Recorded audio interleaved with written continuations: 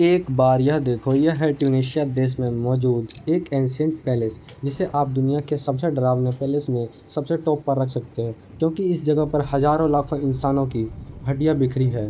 कई तो बड़ी कम उम्र के और कई बार तो सिर्फ कुछ हफ्तों महीनों के इंसानों की हड्डियां। एंड ये कोई कब्रिस्तान नहीं है, और ना ही यहाँ पर किसी वजह से इतने सारे लोगों की जान एक साथ चली गई थी, बल्कि यहाँ पर तो इन सबों की बलि दी गई थी, और वह भी बहुत डरावने तरीके से, जिसमें इन्हें एक ब्रोंज की मूर्ति के हाथ पर रखकर एक दहकती आग में फिसलाते हुए गिराया जाता था, और चारों ओर तेज ढोल नगाड़े बजाए जाते थे ताकि इनकी चीखों की आवाज़ न सुनाई दे।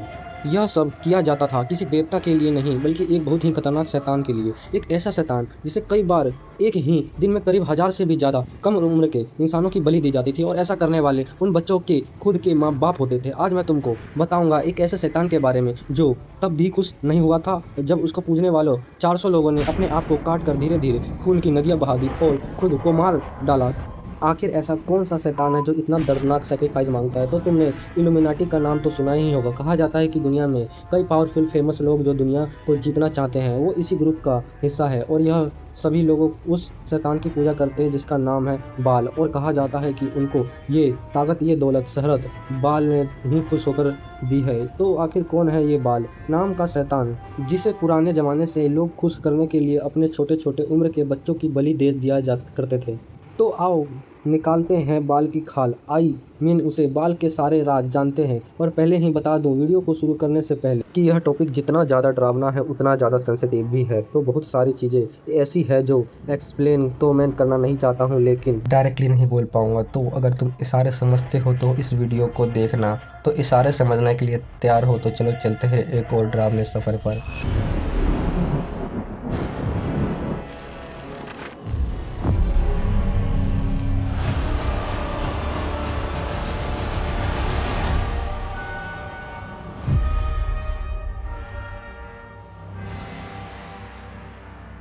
कल्पना करो आप माँ बाप पर डिपेंडेंट ऑन योर जेंडर, और आपका कुछ ही हफ्तों का बच्चा है जो खाता खेलता मुस्कुराता है और आपके सीने पर सिर रखकर सो जाता है, और आप भी उसे बहुत प्यार करते हो। लेकिन रात होते ही आप उसको शैतान के हवाले करने चल पड़ते हो। ये कहानी है 3000 साल पहले की है, नॉर्थ अफ्रीका के एक शहर कार्थेज की। यहाँ साल की कुछ खास रातों में एक बहुत पुराना रिचुअल होता था। शहर के बीच एक ब्रोंज की मूर्ति खड़ी रहती है, जिसकी शक्ल इतनी डरावनी है कि जिसे देखकर कोई भी कह देगा कि यह शैतान है। वो मूर्ति अपने दोनों हाथों को आगे की तरफ नीचे झुकाकर खड़ी थी, जैसे इस पर कोई चीज़ फिसलाकर गिराने के लिए इस मूर्ति को डिजाइन किया गया हो। और उस मूर्ति के पैरों के नीचे जलती थी एक ऐसी आग जो कभी बुझती नहीं थी। और फिर कुछ खास रातों को उस शहर के माँ बाप अपने छोटे छोटे बच्चों को लेकर आते थे उस शैतान के हवाले करने। आसपास ड्रम बज रहे होते थे, यहाँ इतने तेज, इतने लाउड में बज रहे होते थे कि किसी बच्चे के रोने की आवाज़ इतने शोर में ही दबा दिया जाता था। प्रिंस उस बच्चे को उठाकर ब्रोंज की मूर्ति के हाथों में रख देते थे। वहाँ से वह फिसल कर सीधे गिरता था आग में और बन जाता था उसका चिकन टिक्का। अब तुम सोच रहे हो कि विशाल भाई यह कैसा अजीब रिचुअल है। इसे भी अजीब बात तो अब भी बतानी बाकी है कि इस पूरे प्रोसेस के दौरान उस बच्चे की माँ को रोना अलाउड नहीं था। अगर उस माँ की आंखों से एक भी आंसू गिर गया तो इसका मतलब समझे, इसका मतलब वो सेक्रीफाइस बेकार हो गया। मतलब फिर से बच्चा पैदा करो और फिर से उस शैतान के पास आओ। तो आखिर ये लोग इतनी ज़्यादा मेहनत कर क्यों रहे थे? आखिर शैतान उन्हें ऐसा देख क्या रहा था? और यह सिर्फ बच्चों की बात नहीं थी। जब शहर में कोई बड़ी मुसीबत आती थी, जैसे वार या प्लेग, तो ऐसे ही एक ही रात में 200 कभी 500 बच्चे की मूर्ति पर फिसलाने के लिए एक के बाद एक रखे जाते थे। ग्रीक हिस्टोरियन डायोडोरस ने लिखा है कि एक रात में कार्थेज के 200 घराने के बच्चे इस मूर्ति के हाथों मौत के घाट उतार दिए गए थे। और ये मूर्ति एक बाल नाम के शैतान की थी, जिसकी भूख कभी खत्म नहीं होती थी। अब हो सकता है तुम में से बहुत सारे लोग सोच रहे हो कि हाँ ठीक है, कहानी तो बड़ी अच्छी है और मज़ेदार थी, लेकिन यह सच है। इसका क्या सबूत है? 20वीं सेंचुरी में जब यूरोप के आर्कियोलॉजिस्ट ने नॉर्थ अफ्रीका की ज़मीन को खोदना शुरू किया, तो उनको एक ऐसी जगह मिली जिसने उनके होश उड़ा दिए। कार्थेज के पास 1 हेक्टेयर से भी बड़ी एरिया, और उस ज़मीन के नीचे दफन थे 1000 से भी ज़्यादा किले की कब्रें। और लिटरली वहाँ आज भी खुदाई चल रही है, और अभी भी 2000 से ज़्यादा कब्रें मिल चुकी है। हर कब्र के ऊपर एक बोर्ड लगा हुआ है, और हर बोर्ड पर केवल एक ही बात लिखी है कि मैंने अपना बच्चा बाल के नाम कर दिया। मैंने नहीं, मतलब उस बोर्ड में लिखा हुआ था ऐसा, और इसके बदले उन माँ बाप को कुछ ना कुछ तो मिला ही होगा। यह एक तरफ का ट्रांजैक्शन था, जैसे आज के टाइम में तुम सामान लेकर पे करते हो और स्कैन करके मोबाइल से, वैसे ही पुराने ज़माने में शैतान से कुछ लेने के लिए यह ट्रांजैक्शन किया जाता था। अब जैसे ही तुम सेक्रीफाइस कर देंगे तो शैतान के इधर से एक आवाज़ आती होगी, पेमेंट पर एक बच्चे की सेक्रीफाइस प्राप्त हुआ। Just kidding, this video is not supported by payment. अजीब बात यह है कि हर कब्र के अंदर राख थी, राख कम उम्र के इंसानों की हड्डियों की, वो भी जली हुई हड्डियाँ। कई कब्रों के अंदर तो 2 या 3 इंसानों के सिर की हड्डियाँ एक साथ मिली। इस जगह का नाम था तोफेत। यह जगह इतनी ज़्यादा डरावनी थी कि आगे चलकर हिब्रू लैंग्वेज में तोफियत का मतलब ही नर्क हो गया। अब यह जो ब्रोच की मूर्ति है, यह तो बाल का केवल एक रूप है। अब देखते हैं बाल असली में कैसा दिखता है। तो असली में बाल दिखने में काफ़ी ज़्यादा डरावना शैतानी है। एंशिएंट अकल्ट किताब है जो स्पेशली 17 सेंचुरी की एक बहुत पुरानी किताब। हर्षगियोरिता कहती है कि बाल की एक शक्ल नहीं है, उसके 3 चेहरे हैं। एक चेहरे बिल्ली का, एक मेंढक का और एक चेहरा इंसान का। और कभी कभी जब वह अपने सबसे ज़्यादा खौफनाक रूप में आता है तो तीनों चेहरे एक साथ दिखाई देते हैं। उसके पैर इंसानों के जैसे नहीं हैं। उसके पास मकड़ी जैसे 8 पतली काली टांगें थीं, जिनका इस्तेमाल करके वह दीवारों पर सीधा चढ़ सकता था। मतलब उस समय का यह स्पाइडरमैन था, क्योंकि यह छत पर लटक सकता था, बिना किसी आवाज़ के आपके कमरे में उतर सकता था। आवाज़ से ज़्यादा आया कि इसकी आवाज़ के बारे में लिखा गया था कि वो शैतान इतनी भारी आवाज़ में बोलता था कि ऐसा लगता था जैसे ज़मीन के अंदर से वो आवाज़ आ रही हो, जिसे सुनकर कोई भी इंसान पागल हो सकता था। और इस शैतान के पास है 66 स्पिरिट्स की सेना, मतलब 66 अलग अलग सेना है, जिसमें है हजारों आत्माएं, ये करोड़ों की संख्या में है। और बाल के एक इशारे पर ये किसी की भी ज़िंदगी बना सकती है, किसी की भी ज़िंदगी खराब कर सकती है। और जो इसको को पूजता है उसकी ज़िंदगी तो मज़े की कटती है, बल्ले बल्ले हो जाती है। जैसा दौलत शोहरत सब मिलता है, तभी तो लोग इतने बड़े बड़े सेक्रीफाइस कर रहे हैं। और आज के ज़माने में भी इल्यूमिनाटी एग्जिस्ट करता है। तो अब सवाल यह, आखिर यह बाल है किसका? आई मीन टू से, यह बाल है कौन और कैसे इसके पास आई इतनी सारी डार्क पावर्स? यह कहानी शुरू होती है आज से करीब 3000 साल पहले। उस वक्त मिडिल ईस्ट एक बहुत बड़ा रीजन था जिसे कहा जाता था लेवान, जिसमें आज के सीरिया, लेबनान, इजराइल और पैलेस्टाइन जैसे एरिया शामिल थे। इस रीजन में बाल एक बहुत कॉमन वर्ड था और उस समय बाल का जो ओरिजिनल मतलब था, ना वो कोई शैतान या डीमन नहीं था, बल्कि बाल का नाम उस टाइम होता था लॉर्ड बोले तो मालिक। और हर कोई इस वर्ड का इस्तेमाल करता था अपने लोकल गॉड के लिए, मतलब जो जिस भगवान को मानता था उसको कहता था वो बाल। स्पेशली उन देवताओं के लिए इस वर्ड का इस्तेमाल होता था जो कि बारिश, स्ट्रॉम और फर्टिलिटी जैसे जुड़े हुए थे। उस टाइम बाल कोई मॉन्स्टर नहीं था, वो एक लाइफ गिवर था। अगर बाल खुश है तो बारिश अच्छी होगी, मौसम सही रहेगा, बीमारियां नहीं आएगी, बच्चे होंगे, अच्छी फसल होगी, लोग जिंदा रहेंगे। इसका मतलब समझे, बाल देवता था और बाल कर देता था माला माल और रहती थी ज़िंदगी खुशहाल। लेकिन दोस्तों, हर चीज़ का समय बीतते बीतते कबाड़ा हो ही जाता है और प्रॉब्लम शुरू हो चुकी थी, खासकर उन दिनों से जब बारिश नहीं होती थी। इमेजिन करो, और कई महीनों से पूरा शहर डोट से गुजर रहा था। कुएं सूख चुके हैं और ज़मीन फट रही है, फसल जल चुकी है, बच्चे भूख से रो रहे हैं और आसमान में एक भी बादल नहीं है।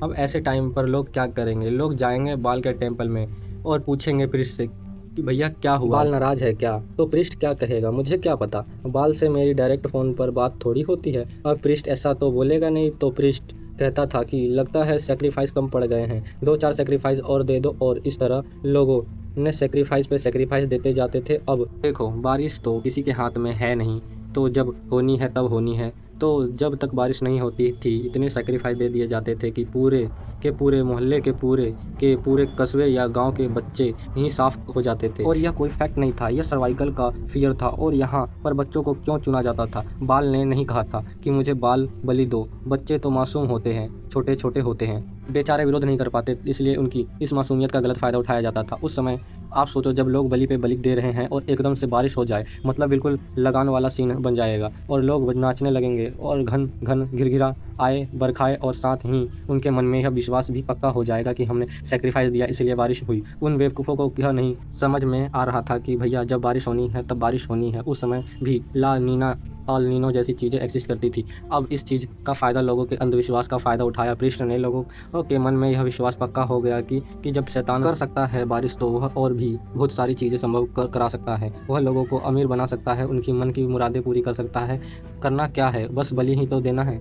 और फिर अब बाल धीरे धीरे केवल बारिश का गॉड नहीं रहा, वो एक ऐसी पावर बन गया जिसे खुश रखने के लिए लोग अपनों तक की बलि देने को तैयार थे। और यहाँ से आता है इस कहानी का सबसे ज़्यादा डिस्टर्बिंग चैप्टर। कार्थिस उस समय का कार्थेज नॉर्थ अमेरिका का एक पावरफुल एंशिएंट सिटी था। कार्थेज के लोग वेल्थी थे, पावरफुल थे और मेडिटेरेनियन में उनका बहुत दबदबा था।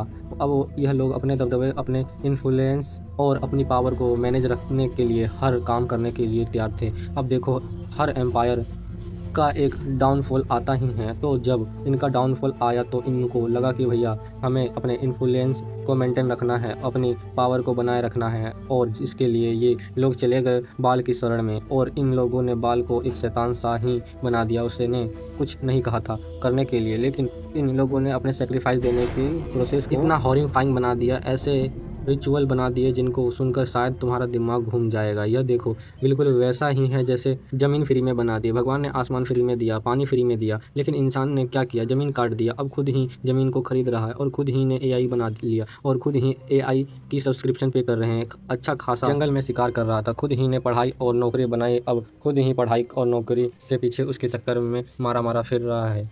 तो ठीक है, वैसे ही इंसानों ने खुद ही से खुद के बच्चों को बलि देने के चक्कर में फंसने की व्यवस्था बनाई और उसके बाद उस पूरी व्यवस्था को और ज़्यादा हॉरिफाइंग बना दिया। और यह जो प्रोसेस है ना, यह केवल शैतान से रिलेटेड नहीं है। अगर तुम ध्यान दो तो हमारे आसपास की दुनिया में बहुत सारी जगहों पर यह सेम चीज़ इम्प्लीमेंट होती है। खासकर जो लोग ढोंगी बाबाओं के चक्कर में फंस जाते हैं और अंधविश्वास में पड़ जाते हैं। खैर, इस टॉपिक में ज़्यादा डीप में नहीं जाएंगे क्योंकि अभी हम शैतान की बात कर रहे हैं। अब ये जो बाल था ना, इसकी इमेज पूरी दुनिया में धीरे धीरे फैलने लगी और जो भगवान के भक्त थे उनको लगने लगा कि भैया यह तो दूसरा भगवान पैदा हो गया। तो बाद में रिलीजियस टेक्स्ट में बाल को एक फॉल्स गॉड के डेंजर आइडल के रूप में दिखाया गया। हिब्रू बाइबल में बाल वर्ष को एक बड़ा रिलीजियस थ्रेट माना गया। बाल से जुड़ी सबसे ज़्यादा फेमस बाइबल से जुड़ी हुई स्टोरी प्रोफेट एलिजा की है। यह 9th सेंचुरी बीसी का टाइम था। इजराइल डॉट से गुजर रहा था, अकाल पड़ रहा था, सालों से बारिश नहीं हुई थी और लोग अपना ईश्वर से विश्वास खो चुके थे। कुछ लोग यावे को मान रहे थे तो कुछ लोग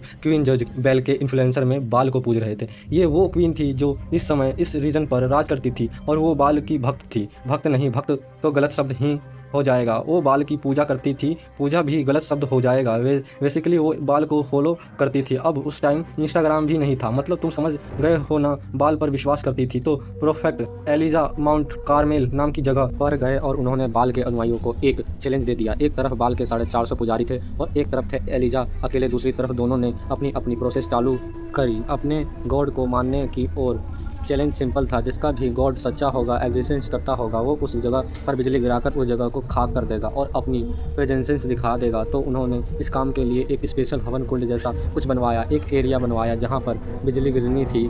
अबला को जो लोग फॉलो करते थे, जो लोग उसको मानते थे, उन अनुयायी थे और वो लोग नाचते गाते रहे, ढोल बजाते रहे, बलियाँ देते रहे, सब करते रहे। बहुत घंटों तक नहीं, बहुत टाइम तक, बोले तो हफ्तों तक ये तमाशा चलता रहा, बिजली नहीं गिरी। तो उन्होंने खुद का सेक्रीफाइस देना शुरू किया, अपना खून बहाने लगे, अपने अंग काटने लगे और पता नहीं क्या क्या करने लगे। पागल से ही हो गए थे वो लोग, क्योंकि उनसे अपनी हार जो बर्दाश्त नहीं हो रही थी। इतना तमाशा होने के बाद भी बाल खामोश रहा। उसने अपने पुजारियों की, प्रीस्टों की नहीं सुनी। वहीं दूसरी तरफ एलिजा ने अपने पूजा स्थान पर पानी डलवाया, एक बार नहीं बार बार, ताकि लोगों को विश्वास हो जाए कि जो आग जल लगेगी वो आसमान से आकर ही लगेगी। यहाँ पर कोई मैजिक ट्रिक नहीं की गई है। और फिर कहानियाँ के मुताबिक एलिजा की प्रेयर के बाद आसमान से एक आग नीचे उतरी और उन्होंने जो जगह डिसाइड की थी वहाँ पर आग लग गई, ज़मीन गीली होने के बावजूद भी। और इस इवेंट के बाद बाल के जितने भी अनुयायी थे ना, उनको ऊपर पहुँचा दिया गया। अब ये जो स्टोरी थी ना, यह बाल की इमेज के लिए टर्निंग पॉइंट बन गई और लोगों का धीरे धीरे उस पर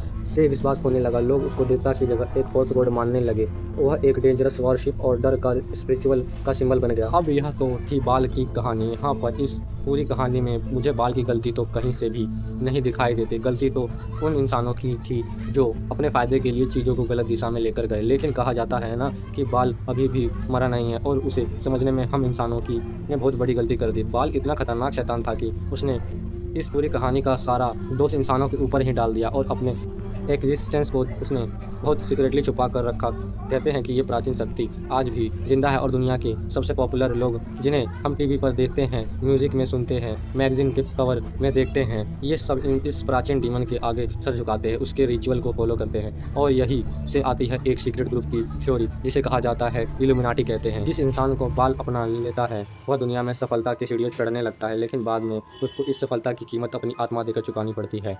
उसे शैतान को अपनी आत्मा बेचनी पड़ती है और उसके बदले में उसे वो सब कुछ मिलता है जो वो चाहता है। तो तुमने अभी तक इल्यूमिनाटी से जुड़ी हुई बहुत सारी बातें वीडियोस में देखी होगी, जिसमें मॉडर्न वर्ल्ड से रिलेटेड बहुत सारी बातें बताई जाती है कि कैसे लोग ट्रायंगल का सिंबल बनाते हैं, क्या क्या पहचान है इल्यूमिनाटी की, क्या सबूत है इल्यूमिनाटी के एग्जिस्टेंस की। वीडियो हो गई है खत्म। यदि आप चैनल पे नए हो तो चैनल को सब्सक्राइब कर ले। और आज की वीडियो कुछ अलग और डिफरेंट थी। यदि और किसी पे आपको वीडियो चाहिए तो आप कमेंट करके मुझे बता सकते हैं।